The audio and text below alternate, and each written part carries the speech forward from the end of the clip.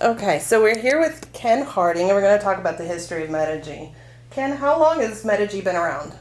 So we started in 2003, so that makes us in business over 19 years. We're starting on our 20th year right now. And we started in very humble beginnings. Our first office space was smaller than this conference room that we're sitting in today. So, did you found the company, or did you found it with a group? I did. I started it myself, and it was sort of a years of being in the durable medical CPAP sleep business that I really felt like I could make a difference, and it was time that I put my money where my mouth was. So, did you start by yourself, alone, and then bring on new people? And so, how kind of did you start? How many people did you start with? So I started with myself. I was probably the only employee for probably 90 days, 120 days, somewhere in there. And I don't even know that I took a paycheck for the first year or so. But I brought on another person to help who eventually became somewhat of a partner at the time. And we worked together for probably 3 to 5 years. When did you start seeing the growth? How long did that take, do you think? Real growth. So, it's interesting, growth. We used to keep track of our number of PAPs that we had per month, and the bulletin board or the whiteboard that we used is still in our break room, and it has little check marks for the referral source and where it came from. But when we first started our first year or so, a good month was 10, 12, 20, 25 CPAPs in a month. And it's ironic because that's what a good day consists of now. So good is constantly being redefined at Medigy. So, let's ask the burning question. What inspired the name? So it really isn't as tricky as you might think it is. We started with a list that I came up with. I just kind of brainstormed on my own, and I have that list. I think that list is actually in the safe, but I gave my children a list of about 20 different names, and Medigy was the name that they picked out of all of those. So it was rather unceremonious, and it wasn't anything that I really put a ton of planning into, other than I wanted it to be something that didn't have my name in it. Not that I'm not proud of my name and who I am, but I wanted to give it the ability to live beyond who I am, and I didn't want to be the only identifying factor in that. And I wanted the name to be broad enough to where anything medical that we did would fit under that umbrella, and it didn't have to have sleep or something related to sleep in the name. And I see so many companies start off that way and sort of box themselves in with their name. So we didn't do that. So you've been in this industry a really long time and you've worked with different companies. What makes Medigy special? So, yeah, as far as time in the industry, I was with ResMed for 9 years. I actually have the honor of being hired twice by them. I foolishly left and went into managed care for a while, which, although it was a incredibly painful period to go through, I needed that sort of additional exposure to what I often refer to as the dark side.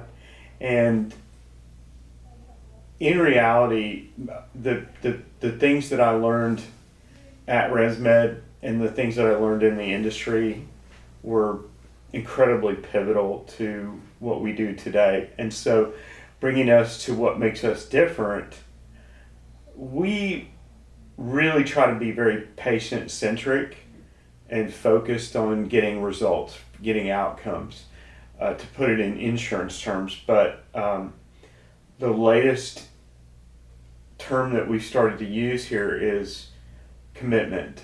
And so commitment refers to our commitment as a company, commitment for our employees, commitment to getting that patient across the finish line.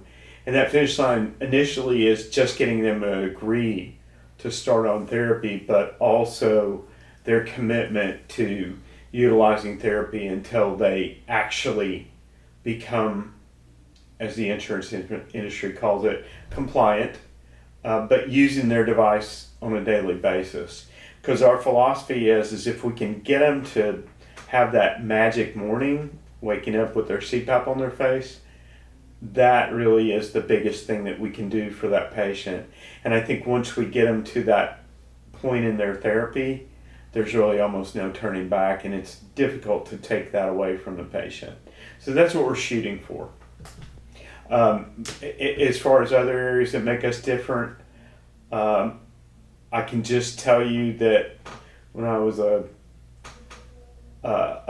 younger man in college, I'd always dreamed of potentially owning a company someday that people would say it's a great place to work. And I hope that almost all of our employees have that same feeling about working here. I hope that a great place to work does sort of encompass who we are and what we do. And we want to do our dead level best to go above and beyond for our employees, for our patients, and for anybody that's paying a bill to us. Even our insurance carriers, we care about them and we want them to be happy with the services that they've paid for. So I hope that answers your question. That does. So we've talked a lot about the history and kind of where we are now. What do you see in the future for Medigy? So in the future, I see a lot of the same as far as just larger and larger volumes of the things that we currently do. However, our real area that we'd like to be judged on is how well are we getting patients to get to that magic morning, that compliant state? How quickly are we doing that? How many additional services are we offering to them to help them with their sleep? And what sort of testing can we offer those people to determine whether or not those additional therapies are doing more for them? I think that one of the things that I'm most passionate about is sleep is a third of our lives. And that third of our lives tends to be this gray unknown that really nobody knows about because, of course, we're asleep. So if we start to realize that that third of our lives is just as important as that other 2/3 of our lives that we are awake, then we really will have done a lot to improve that patient's overall health. And, we have many different ways of getting patients to sort of get across that finish line I talk about. But ultimately, if we can get patients to understand how important this is, that's really our main goal. And then as far as the future goes, I think that there may be other products and other services that we can add to what we do that sort of dovetail with that.